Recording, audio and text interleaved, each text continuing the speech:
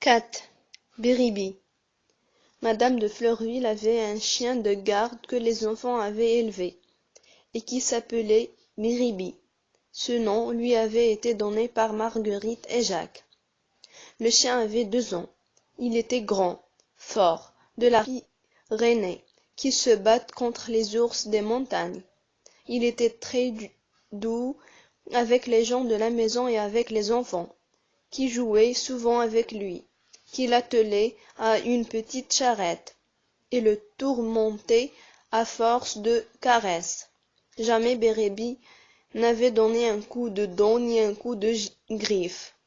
Un jour, M. de Trappy annonça aux enfants qu'il allait voir laver son chien de chasse, Milord, dans de l'eau d'aloe. « Voulez-vous venir avec moi, mes enfants? Vous nous aiderez à laver et à essuyer Milord. »« Oui, papa, oui, mon oncle, oui, monsieur, » répondirent ensemble tous les enfants. Ils abandonnèrent Biribi, qu'il allait atteler à une voiture de poupée, et ils coururent avec M. de Trappy à la bouillanderie, endroit où on fait les lessives, pour voir laver Milord. Un baquet plein d'une eau tiède et rougeâtre attendait Milord, qui n'avait pas du tout l'air satisfait de se trouver là. Quand M. de Trappy entra, le pauvre Milord voulut courir à lui, mais le cocher et le garde le tenaient, chacun par une oreille, pour l'empêcher de se sauver, et il fut obligé de rester près du baquet, attendant le moment où on le plongerait dedans. « Alors, Milord, dit M. de Trappy, saute là-dedans, saute !» Et il aida à sa bonne volonté en l'enlevant par la peau du cou. Le chien s'élança dans le baquet, éclaboussant tout ce qui se trouvait près de lui.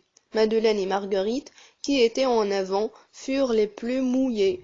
Un éclat de rire général accompagna ce premier exploit de Milord.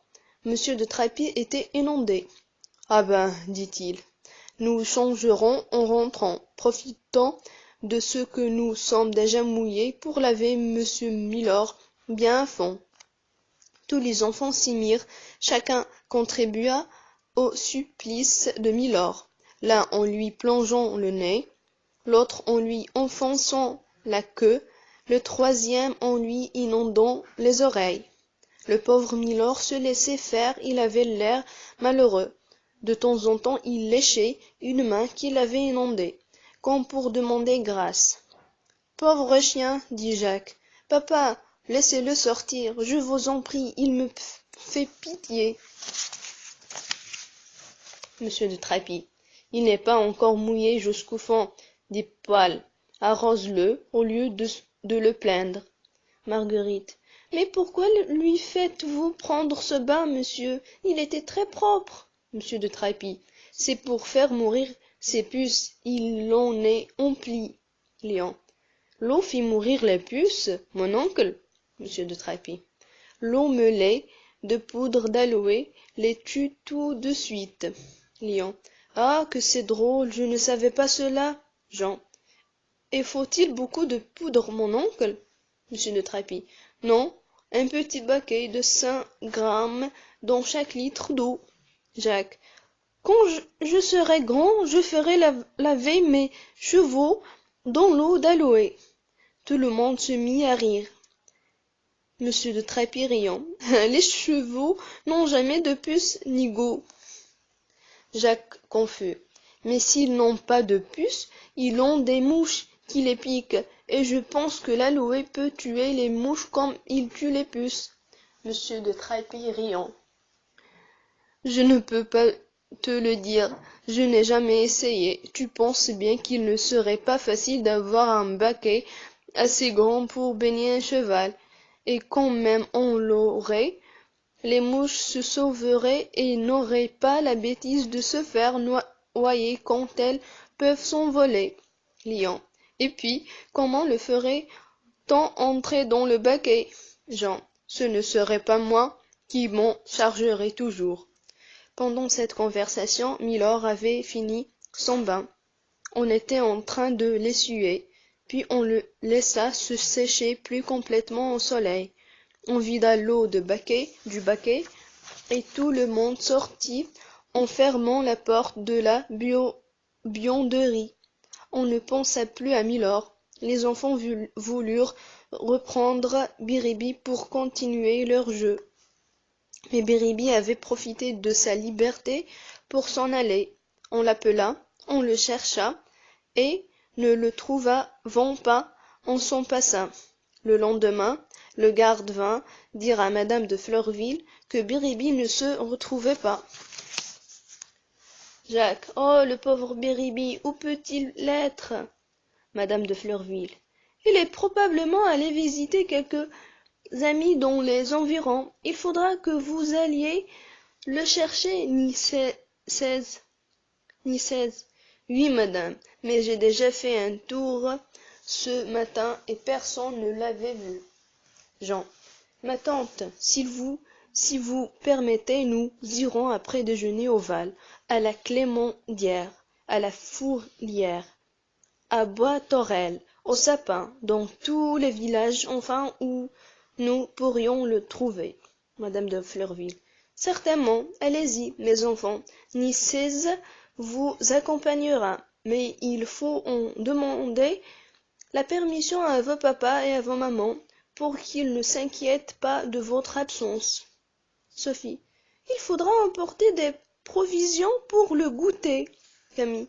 C'est inutile, nous demanderons à manger à madame Harel, ou des billes de tabac, ou bien à monsieur le curé. Madeleine. D'ailleurs, partout où nous irons, on nous donnera du pain et du cidre. Jacques. Ce sera bien amusant. Nous causerons partout un petit peu, et nous reposerons. Lion. Il faudra partir tout de suite après déjeuner. Jean.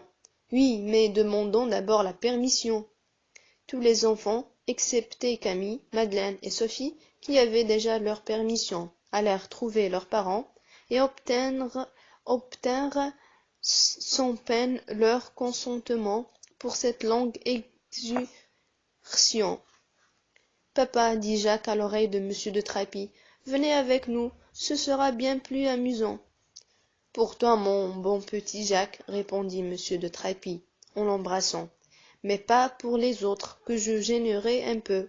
Jacques. Oh, papa, vous êtes si bon, vous ne pouvez gêner personne. Monsieur de Trappes. Impossible, mon cher petit. Je dois aller avec ton oncle de Ruget faire une visite à 3 lieues d'ici. Jacques ne répondit pas et s'en alla en soupirant. C'est que Jacques aimait beaucoup son papa, qui était bien bon et bien complaisant pour lui. Pourtant il ne le gâtait pas. Quand Jacques avait eu des colères dans sa petite enfance, son papa le mettait dans un coin et le laissait crier. Après lui avoir donné 2 ou 3 petites tapes. Quand Jacques avait été impoli avec un domestique ou maussade avec un camarade, son papa l'obligeait à demander pardon. Quand Jacques avait été gourmand, il était privé toute la journée de sucreries, de gâteaux et de fruits. Quand Jacques avait désobéi, il était renvoyé dans sa chambre et son papa ni sa maman ne l'embrassaient jusqu'à ce qu'il eût demandé pardon. De cette manière, Jacques était devenu un charmant petit garçon, toujours gai, parce qu'il n'était jamais grondé ni puni, toujours aimable parce qu'on l'avait habitué à penser au plaisir des autres et à sacrifier le sien. Il aimait son papa et il aurait voulu toujours être avec lui. Mais monsieur de Trappes avait des occupations qui ne lui permettaient pas de toujours avoir Jacques près de lui, et Jacques, habitué à obéir, sans à cette fois encore son humeur ni tristesse. Il rejoignait ses cousins, cousines et amis, et tout attendirent avec impatience le moment du départ. Pourtant, avant de se mettre en route, les enfants demandèrent encore des nouvelles de pauvre Biribi. Personne ne l'avait vu. Ils partirent accompagnés du garde niçaise pour Val, petit hammer à un quart de lieue du château. Ils entrèrent chez une femme Relmaux, mais ils n'y trouvèrent que le frère, qui était à moitié idiot, et qui répondait par un oui ou un non glapissant à toutes les questions qu'on lui adressait. Lion. Relmaux. As-tu vu notre chien Biribi? Relmaux. Oui. Lion. Quand cela? Aujourd'hui? Relmaux. Non. Lion. Où allait-il? Pas de réponse. Relmaux rit d'un air bête. Lion. Quand l'as-tu vu? Pas de réponse. Relmaux tourne ses pouces. Lion. Mais réponds donc. Sais-tu où il est? Relmaux. Non. Camille. Laisse ce pauvre garçon tranquille, Lion. Allons chez les Bernard. Jean. Les Bernard, je n'aime pas ces gens-là. Lion. Pourquoi? Jean. Parce que je ne les crois pas honnêtes. Camille. Oh Jean, tu dis cela sans aucune preuve. Jean. Hé hé, je les ai vus il y a 2 ans, et il y a peu de jours encore, couper des têtes de sapin pour en faire des quenouilles. Madeleine. Ce n'est pas un grand mal cela, ni 16. Monsieur Jean a raison. Ce n'est pas bien. D'abord, le sapin n'est pas à eux. Et puis ils savent bien que couper la tête d'un sapin, c'est perdre l'arbre, qui pousse crochu et qui n'est plus bon qu'à brûler. Jean. Et puis Nicèse ne l'a-t-il pas pris l'année dernière et bien des fois, coupant de jeunes arbres dans le bois de ma tante, pour en faire des fourches et des râteaux à faner. Nicèse. Et encore c'est qu'il allait les vendre sur la place, au marché de la ville. Marguerite, demandant toujours s'il n'a pas vu Biribi. Jacques. Certainement, puisque nous sommes sortis pour cela. Les enfants entrèrent chez Bernard, qui dînait avec sa femme et ses enfants. Bonjour, Bernard, dit Lion d'un air aimable. Nous venons vous demander des nouvelles de Biribi, qui a disparu depuis ce matin. Bernard d'un air bourru. Comment? Que je saurais où est votre chien, moi? Je m'en moque bien de votre chien et de votre garde aussi. Nicèse. Dis donc, Bernard, ne sois pas si malhonnête avec les jeunes messieurs et les petites demoiselles. On te parle poliment, n'est-ce pas? Pourquoi ne répondrais-tu pas de même, Bernard? Vas-tu finir ton discours, toi? Je n'aime pas qu'on me conseille. Je fais ce que je veux, et cela ne regarde personne. Nicèse. Te tairas-tu, mal embouché, insolent? Sans le respect que je dois au jeune maître, je t'aurais déjà fait rentrer les paroles dans la gorge. Bernard se lève et avance, le poing fermé sur Nicèse, qui reste immobile et le regarde d'un air moqueur. Nicèse. Touche seulement, et tu verras comme je te casserai les reins de mon pied et de mon poing. Bernard se retire en grognant. Les enfants ont peur d'une bataille et se sauvent précipitamment, à l'exception de Jean qui se pose près de Nicèse, un bâton à la main, et de Jacques qui se met résolument de l'autre côté de Nicèse, les poings en avant, prêt à frapper. Lion. Jean, Jean, viens donc, vas-tu pas te battre avec ce manant? Jean. Je ne laisserai pas dans l'embarras le brave Nicèse. Merci bien, mes braves petits messieurs, mais je n'ai que faire de votre courage et de ma force contre ce batailleur. Plus poltron encore que méchant, il sait ce que pèse mon poing sur son dos. Il en a goûté le jour où je l'ai pris volant du bois chez mes maîtres. Bien le bonsoir, ajouta Nicèse d'un air moqueur.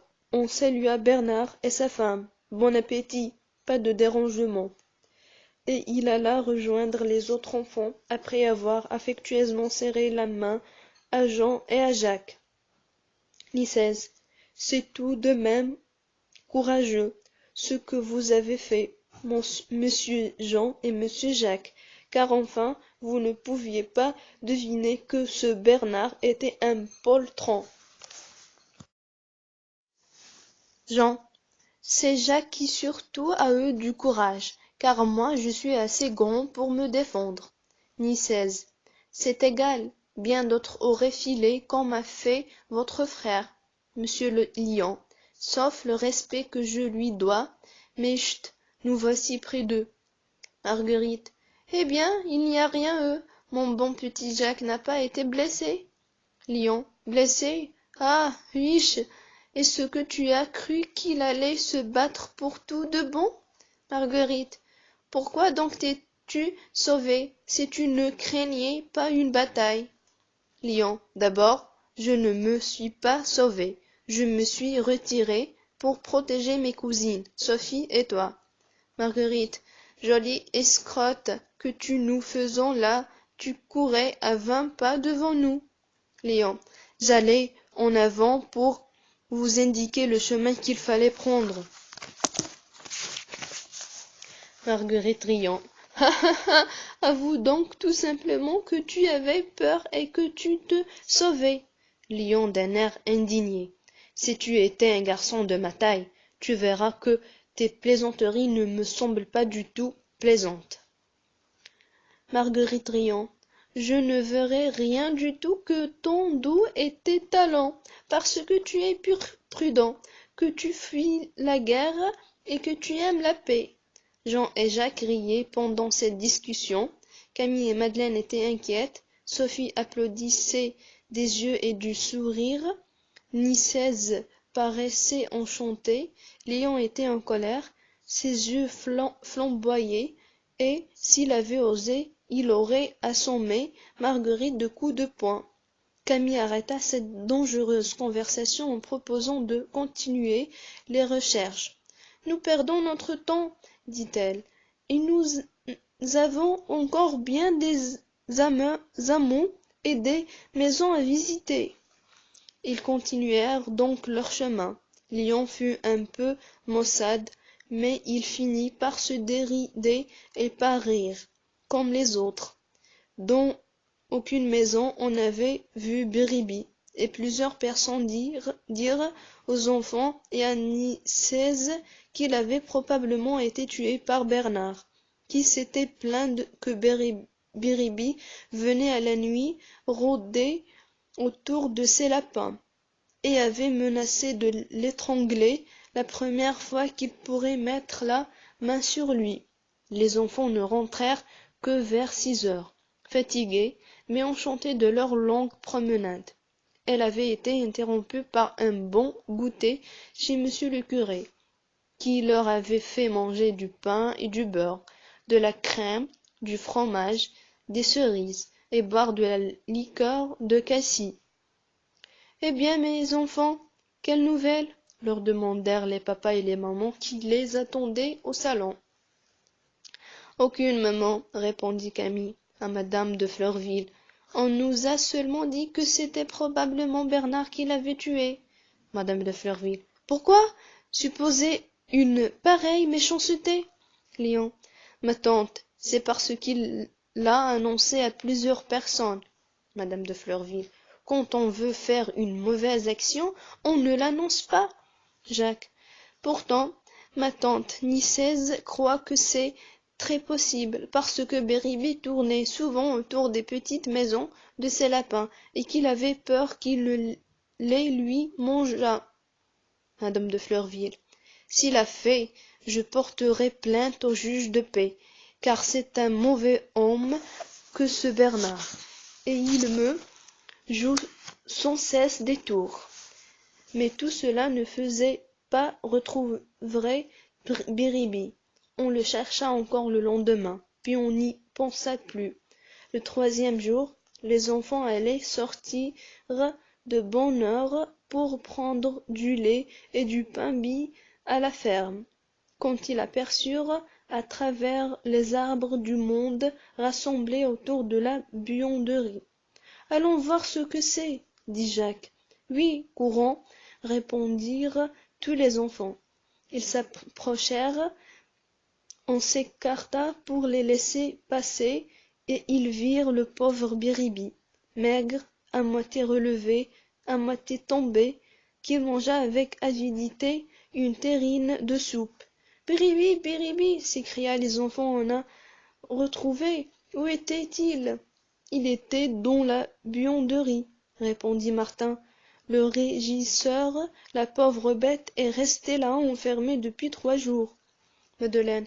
Mais comment s'est-il trouvé enfermé? Martin.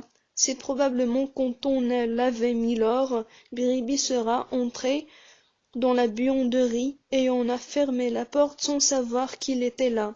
Camille. Et qui ce qui a eu l'idée d'y regarder ce matin?